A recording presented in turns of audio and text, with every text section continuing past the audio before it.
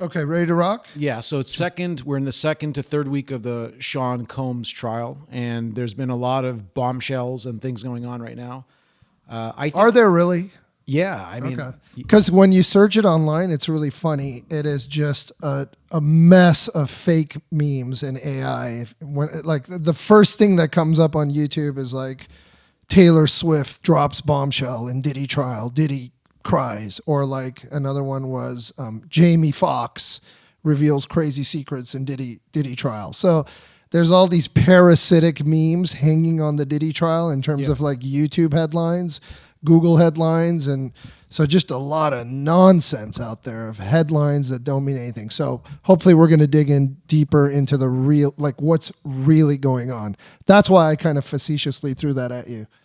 yeah. So I mean, the bombshells that I'm talking about, they were just things that stuck out in your mind, and these are just a couple of things that popped out in my mind. Or things that could legally have implications in this case, right? Yeah. So for example, we're just going to go over one by one. There was an assistant by the name of Mia, who's one of the accusers, who claims that apparently Sean Combs decided to have sex with her while she was sleeping at his Beverly Hills mansion. That was something that was pretty much a bombshell that nobody had any idea about. Now she's an unnamed assistant, right? Like that's a alias she uses. Right, she's using an alias, and she described about 4 times that Combs attacked her during the 9 years she was working as a personal assistant, and she mentioned that there were several celebrities. She mentioned Michael B. Jordan, Britney Spears, and then of course the famous Kid Cudi. I think his name is Mescudi. His last name is Mescudi.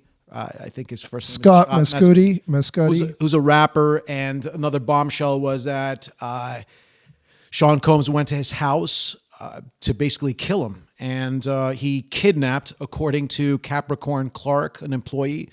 He went to this employee's house, brought a gun, and saying, "We're going to go kill this N," the N word, the epithet.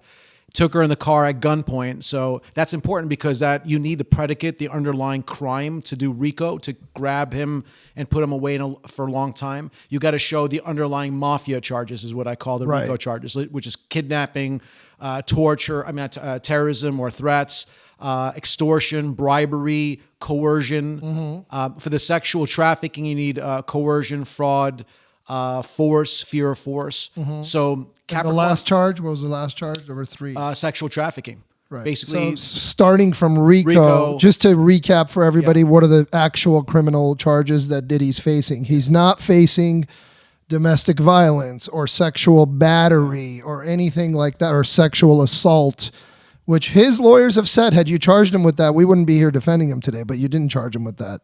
But he's being charged with RICO, the Racketeering Act, usually used for gangsters or criminal organizations. He's being charged with sexual trafficking and I think soliciting prostitutes on some level. Yeah. But so you were just outlining some of the witnesses, but let me just throw a list at you and let's make sure we got everybody covered. You tell me who's the most important ones to dive into. Let's do that. Because here we are. We've now finished. We covered week 1, and now we finished week 2 of testimony. We finished week 3, a shorter week of testimony. Yes.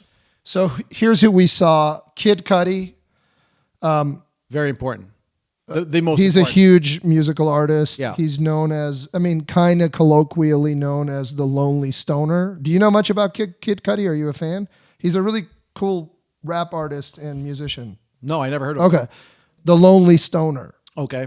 Does he smoke a lot of marijuana? Is that he why? does, and is he always alone? I doubt he's always alone, but he kind of demystified the archetype of the lonely male who's a little depressed, who's down on his luck, who's he kind of tried to take the stigma out of being that. I'm not saying he's an incel or rapped about being an incel, but I think it came kind of close. Okay, like he kind of the lonely stoner. So anyway, Kid Cudi. He testified. Yeah. And then Don Richard, former member of Danity Kane, one of the friends of Cassie, who says, hey, he beat her up pretty bad. And I'm sure you're going to give me more details. Yeah. David James, former personal assistant. George Kaplan, former personal assistant of Diddy. Mia, who goes by the pseudonym Mia. Yes. Former personal assistant of Diddy. Right. Capricorn Clark, another former assistant and brand director for Bad Boy Records. Yeah. Deontay Nash, Cassie's former stylist. Yes. Did I miss anybody, or is that mainly the week 2 and 3 testimonies? I think you mentioned pretty much Okay. everybody. Who's the most important out of all those? To me, it would be, well, first of all, it's the totality of everything. But for me, what takes it to the next level is torching Kid Cudi's car. That's to the next level because it shows his brazen attitude towards the law. It shows his corroboration to his theme that it's his kingdom, that he could do whatever he wants. It's my kingdom. Does it matter if he torched it or if he hired some thugs to torch it? Wouldn't matter because it's a part of the conspiracy. Okay. Conspiracy is one of the charges. But as, I don't know if you saw, last time we talked, after we were done with the podcast, you were like, Dave Chappelle hasn't really done anything on Diddy. And then I looked it up and he did do something. And Yeah. I think it ties into what we're talking about now because Dave Chappelle essentially said, man, they got this guy. He's in a lot of trouble. Yeah. They got this guy in RICO violations by himself. Yeah. That's what Dave Chappelle joked. Yeah. So does it matter if he blew up the car or if he hired people to do it? I mean, where is the conspiracy and who else is involved in this? I'm sure we're going to have to find some people who are involved. You know all the people that are involved. The people that are testifying are involved. You don't have to be indicted with Sean Combs to be a part of the conspiracy. So you and I technically commit a crime. The government could either give you immunity or not charge you, and you would still be a conspirator. So you and I agreed, but I'm the only one that's getting charged. But have we heard from anybody that was alleged to have been involved in the crimes with him yet? Well, we got Capricorn Clark, who went in a car with a security guard and drove all the way to Kid Cudi's house, allegedly ripped open the Porsche 911 top, threw I guess a self-manufactured Molotov cocktail, which for the audience who doesn't know what a Molotov cocktail is, it's basically you take a liquor bottle and you shove it with some alcohol, you put like a handkerchief on it, you light it up, and the thing could light up and turn into fire. And if you put it in the car, the car could explode. And somebody did that to the Porsche, to Diddy's Porsche. I'm sorry, Kid Cudi's Porsche. And they had somebody testify to it. They had Capricorn. They had an arson investigator testify to it that was basically a amateur hour kind of Molotov cocktail. Who do we think did that? Well, either the insinuation was it was probably done by Combs because he found out that Cudi had a relationship with Cassie Ventura, and but I mean, after he found out, he went there and he sent a message that. But who physically made the cocktail? That doesn't matter. But I'm just curious. I mean, who do we think made it and threw it into the car? It could be the bodyguard. It could be Sean Combs. But But Capricorn Clark testified to that event. Yeah, she testified to it. She didn't say she did it. She just said that he just got dressed and said we're going to go kill him. Told him to get in the car. So essentially, she was kidnapped at gunpoint. So that's the underlying predicate. Just so you know what a predicate act is, it's an underlying component of the bigger act. So to get to RICO, you got to show that he's acting like the mafia, like he's acting like Suge Knight. So where's the RICO start? It starts with an enterprise. What's the enterprise? The enterprise is Bad Boy Entertainment. Who runs Bad Boy? Combs. How is he running it? He's running it through fear, through coercion, through threats, through blackmail, through beating people up. And this is all a part of the conspiracy, and this is a part of the predicate act. So if they could prove all these things, like Kid Cudi's car got blown up, that's huge. Because so far what we're hearing is it sounds like domestic violence. Remember what I told you at the last podcast. The domestic violence is a tool to show the coercion, fear, and force, which is all a part of the sex trafficking. Got it. But we must care who was involved down to the actual acts of setting a car ablaze, because we have to tie them to Bad Boy somehow. So we think it's somebody from the Bad Boy squad. Well, all you have to do for the prosecution is circumstantial evidence. It's just like a murder case. Obviously, when you kill somebody, the guy can't come back to testify he's dead. You got to figure out how the person died. You know, the cookie crumble. I'm curious what the evidence is. I mean, do we know Capricorn's testimony? Yes, I do. Okay. She said that take me to the moment when she drove with Diddy at gunpoint to Kid Cudi's Porsche. Yes. What does she say they did? She didn't see them go to the Porsche. From my understanding, they drove to his house. She waited in the car. And then according to Kid Cudi, from his testimony, when he walked in the house, he knew somebody was there. He felt somebody was there, and he said, "Mother effer, are you in my house?" And based on my understanding that he left, there wasn't a confrontation at that point. But he thinks he knows who Mother Effer was. Yeah, and his Christmas gifts were all opened up, and they were in disarray, and his dog was thrown in a closet, apparently. Okay. It just looked like somebody was upset at him. And he thinks that was Diddy? Well, that's the insinuation. Or somebody related to him? Well, yeah, because what happened was Capricorn Clark contacted Cassie, from my understanding, after with a burner phone and told Cassie that they're on the way to kill Kid Cudi. So Cassie contacts Kid Cudi, so he knew it was coming towards him. Mm-hmm. So all these things happened after he got the call from Kid Cudi. Did he see Sean Combs do it? No, but, put one and one together. Circumstantial evidence. Sure. So you feel Capricorn's testimony was really important. Kid Cudi, anything? What else? What else you want to? Everything was very, very harmful, in my opinion. The fact that Mia testified that she was a personal assistant, that she was working crazy hours, that he was basically forcing her to do oral sex, which is corroborating what Cassie said. And the criminal defense attorneys were saying the same thing. Well, why didn't you take off? I mean, you kept going back and over again. The jury is going to have to reconcile that, because Cassie did the same exact thing.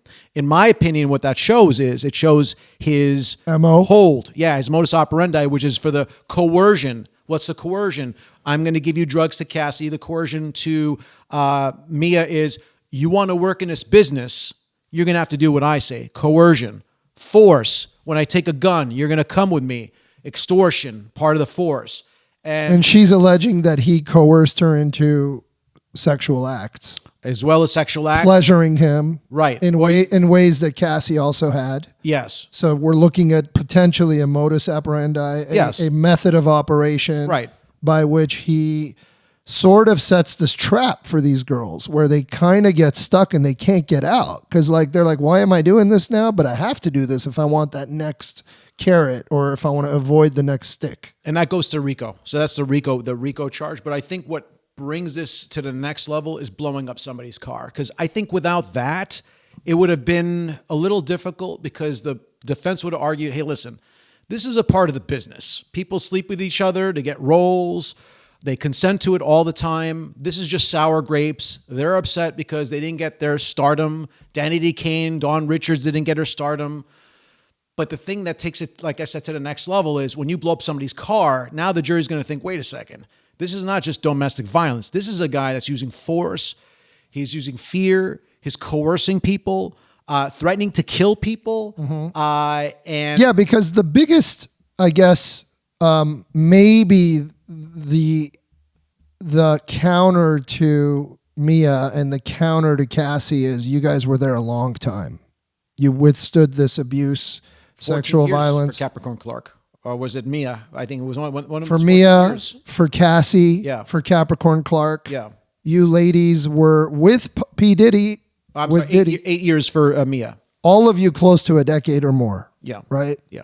So that kind of some jurors specifically speaking might look at that and say, well, that maybe could weaken her claim of sexual abuse, domestic violence, or all of these criminal sexual acts being done to them. It almost makes it look to some jurors like they wanted it, or they were welcoming it, or they were at least quid pro quo understanding that it was part of a bargain.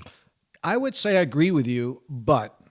And that's some jurors. The reason why I'm hesitant is because based on my understanding of the testimony, these individuals were crying. They were very upset. That transcended to the jury.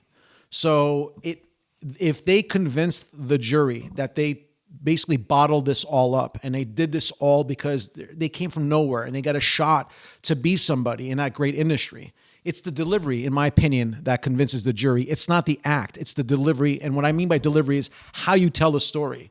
You get Mia, she's holding her head down. She's very quiet. She never looks at Sean Combs. She walked into court very meek. She never looks at the jury. She's sitting there holding her head. She's embarrassed. She's sad.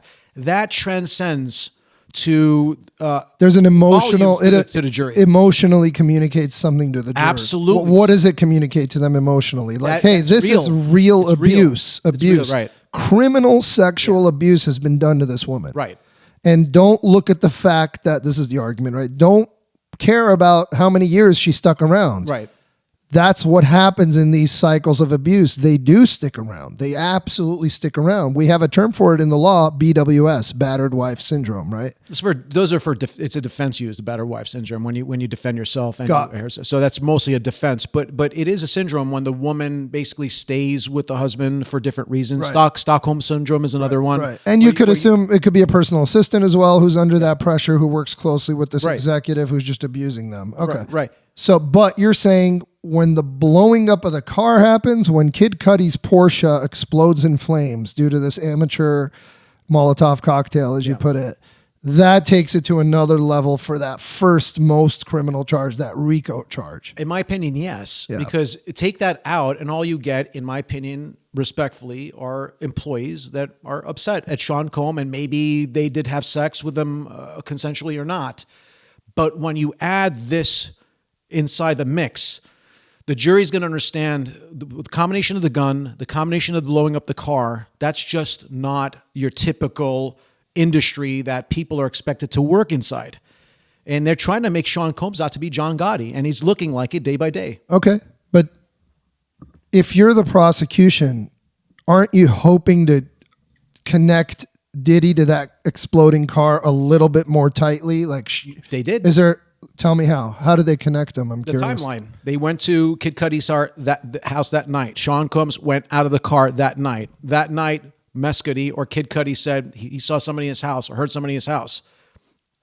What are the odds that it's somebody else in his house that broke into his house and that Sean Combs is outside in the car, walks away from the car? Mm-hmm. It's almost like saying, if you wake up in the morning and the grass is wet and your house is wet, what happened the night before? It probably rained. That's circumstantial evidence.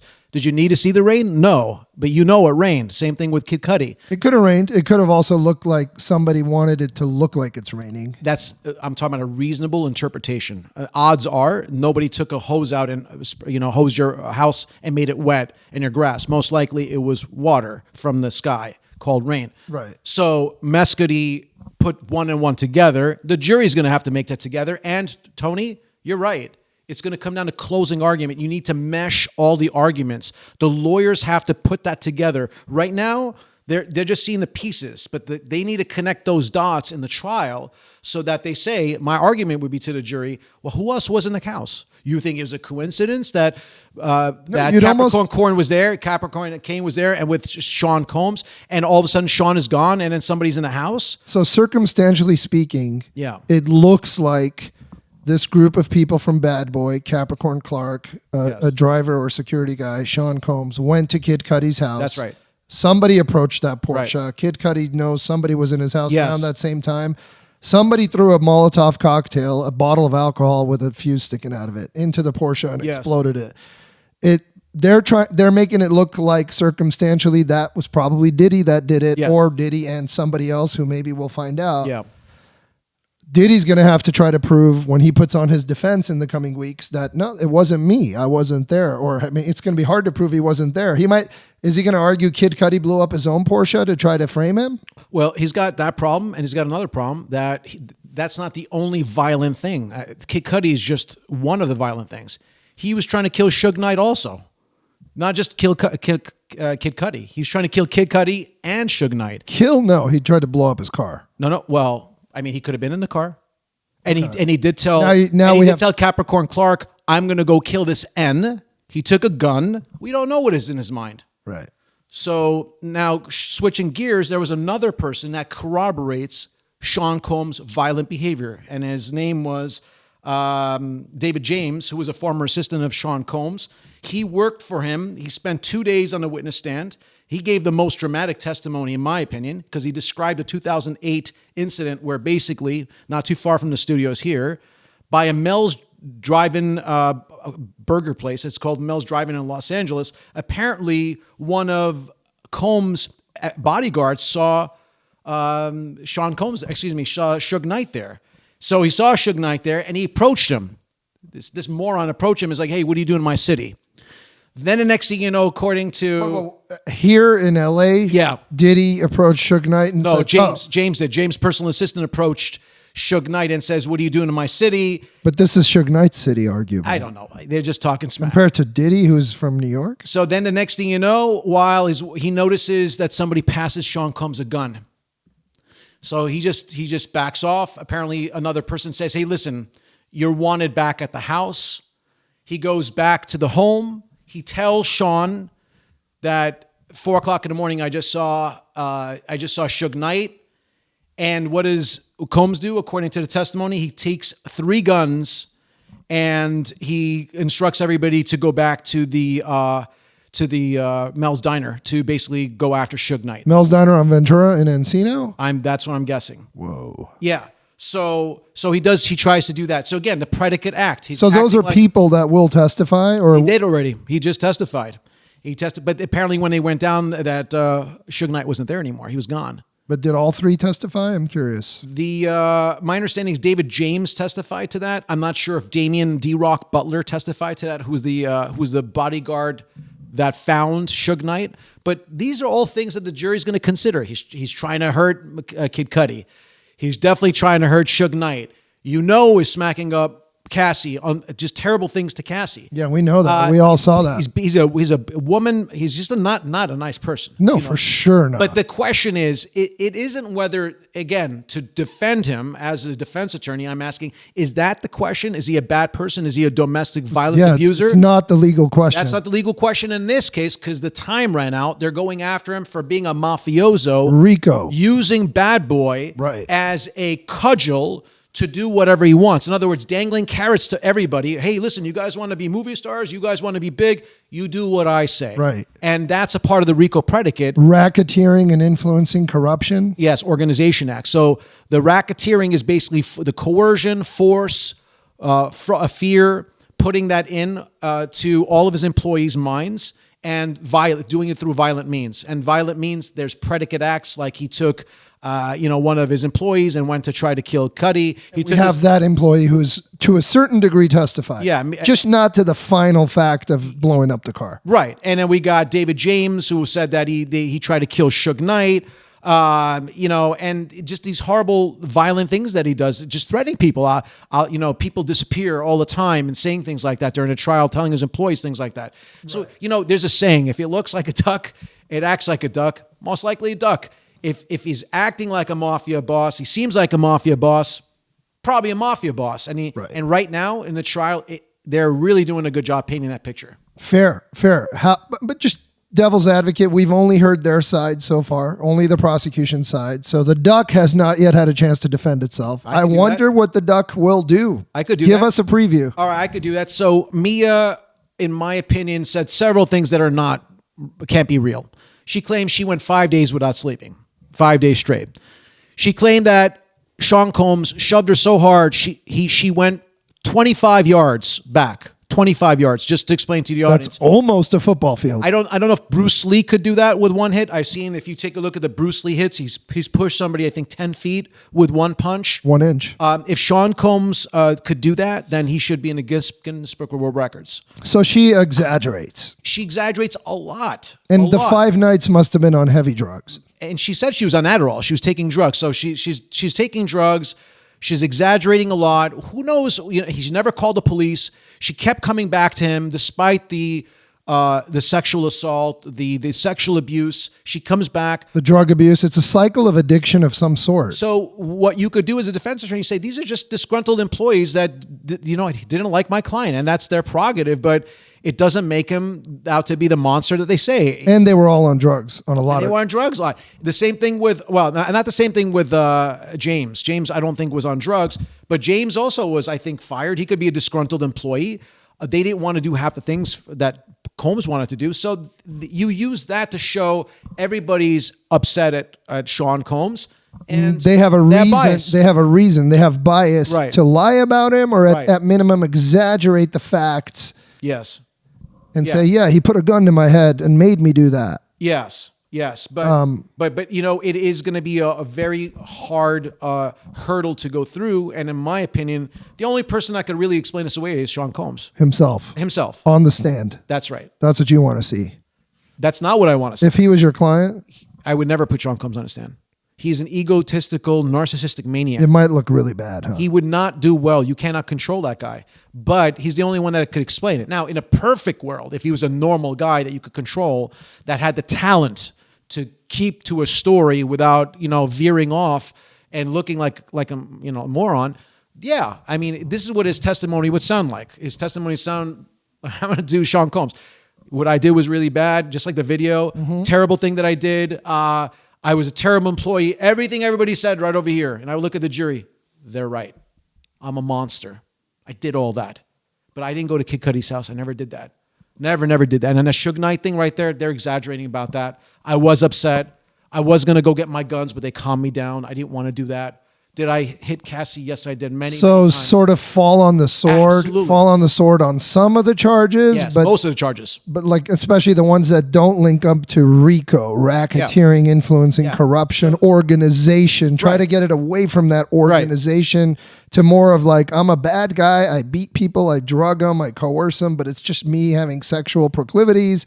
And well, no, you got to be careful with that because that could be RICO in itself. You could be admitting right there by saying, yeah, I'm a bad guy. I'm giving drugs. Coercion. Yourself, that's coercion, though. By yourself. It would still be risky. The Dave Chappelle punchline. Yeah. It's not by yourself. There's other people. There's a conspiracy that's going on. So David Chappelle's joking, but he doesn't understand there could be unindicted conspirators. Unindicted mean these people are not being prosecuted. Just because you don't have other people prosecuted doesn't mean they didn't get involved and they didn't help you. People are probably watching this and saying, wait, it's possible you commit crimes with other people and you don't get charged? Yeah, government does that all the time. They go after the big fish. So the big fish in this case is Sean Combs. They're not going to go after everybody else. No, but in that case, they would usually contact the little fish at least and corral them to testify. So we would hear of them. And these are the little fish. These are the little fish. And he's got his other PA Kareem Karan that's going to testify. And they might be little fish that are authentic. They might be little fish that are pissed off and have an axe to grind. And yes. This is the crux of the legal case. But it feels to me like you're leaning towards it's a real uphill battle to try to defend Diddy against these personal charges that are well, the sex trafficking alone, I think, is going to be the hardest one for him to win. That's going to be because he did call escorts. He flew them in.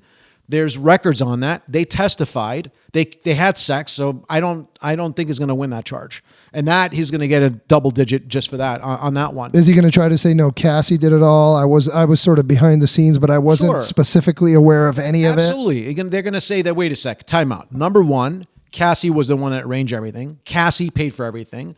My client was just an unwilling participant in the whole thing, sure. But at the end of the day, the prosecution's got to come back and say, come on, who do you really think orchestrated all this? You heard Cassie's testimony. Who do you think is the king of this kingdom, the king of his castle? Do you think Cassie really wanted to do this? Do you think that Cassie concocted this whole thing about her wanting to sleep with other guys to please her man? Or did that sound like something that came from Sean Combs? And you and I know as bros and dudes, most girls aren't going to come and do that and say, hey, listen, I want to sleep with other men and have you wash. That's going to be mostly a guy proposal. A girl's not going to come and say that, in my opinion. Most people. So it does seem plausible. There's a plausible factual scenario that most likely Sean was the one that directed Cassie to get the prostitute. So it's not going to win. It's plausible. But you need way more to convict him than plausible. You need beyond a reasonable doubt. Right. Well, the closing argument is tie it all together and circumstantial. Elevate it to that level of beyond a reasonable doubt. You got this plausibility, this plausibility, this other plausibility, this couple probabilities. Yeah. Look at this. I mean, it's the circumstances around this guy and try to tie him to that racketeering, influencing, corruption, organization. Yes. It's interesting if it's just interesting if they're going to be able to hit him on the RICO. So listen to the way I look at this analogy. It's like eggs, a golden egg, and they have to show every element is a golden egg. Not only do they have all the golden eggs, they're going to put together the box around the egg and gift wrapped it in a nice, beautiful bow, and then give it to them. That's how much evidence they're going to have at the closing. If they do it right, that's all a part of the packaging. You want to give them context. You want to let them know how they've met that burden. All they need to do as a prosecutor is say, listen, you took a job. We're going to give you a piece of paper. It's going to ask you, did he hit her? Yes or no? Check. Did we prove that? Was he running bad boy? Yes. Check. Did we prove that he did it through force, fear, or coercion? Yes. Check. Then he's guilty. Right. That's it. They're not. Right. They only have to answer the questions. They don't have to debate it that much. Right. Now, the part that they're going to debate is credibility. They could stop and say, hey, listen, I'm not gonna check that off because I'm not really sure if Ventura was telling the truth. I'm not sure if Kane was telling the truth. I'm not sure if James was telling the truth. They could have that conversation. But from what I've read in the transcripts and the people that have testified, that people that have talked about the testimony, it seems to me like Sean Combs is looking at an uphill battle.